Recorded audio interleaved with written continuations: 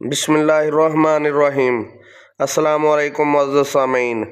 جب شعبان کی 15ویں شب آتی ہے تو اللہ تعالیٰ کی طرف سے اعلان ہوتا ہے کوئی مغفرت کا طالب کہ اس کے گناہ بخش دوں، ہے کوئی مجھ سے مانگنے والا کہ اسے عطا کروں۔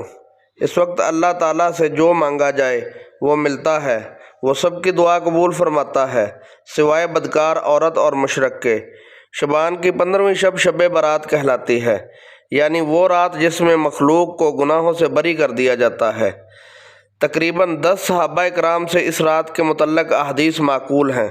حضرت عائشہ رضی اللہ تعالیٰ عنہ فرماتی ہیں کہ شعبان کی 15ویں شب کو میں نے نبی اکرم صلی اللہ علیہ وسلم کو اپنی آرامگاہ پر موجود نہ پایا، تلاش میں نکلی، دیکھا کہ آپ جنت البقیع کے قبرستان میں ہیں۔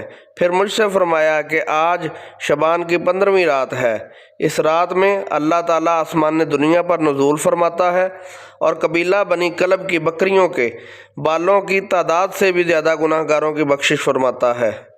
دوسری حدیث میں ہے کہ اس رات اس سال پیدا ہونے والے ہر بچے کا نام لکھ دیا جاتا ہے، اس رات میں اس سال مرنے والے ہر آدمی کا نام لکھ دیا جاتا ہے، اس رات میں تمہارے اعمال اٹھائے جاتے ہیں اور تمہارا رزق اتارا جاتا ہے۔ اسی طرح ایک روایت میں ہے کہ اس رات میں تمام مخلوق کی مغفرت کر دی جاتی ہے سوائے 7 اشخاص کے، وہ یہ ہیں: مشرک، والدین کا نافرمان، کمینہ، شرابی، قاتل، شلوار کو ٹخنوں سے نیچے لٹکانے والا اور چغل خور۔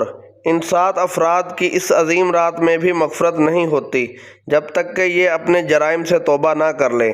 حضرت علی رضی اللہ تعالیٰ عنہ سے روایت ہے کہ اس رات میں عبادت کیا کرو، دن میں روزہ رکھا کرو۔ اس رات سورج غروب ہوتے ہی اللہ تعالیٰ اپنے بندوں کی طرف متوجہ ہوتے ہیں اور اعلان ہوتا ہے: کون ہے جو گناہوں کی بخشش کروائے؟ کون ہے جو رزق میں وسعت طلب کرے؟ کون مصیبت زدہ ہے جو مصیبت سے چھٹکارا حاصل کرنا چاہتا ہو؟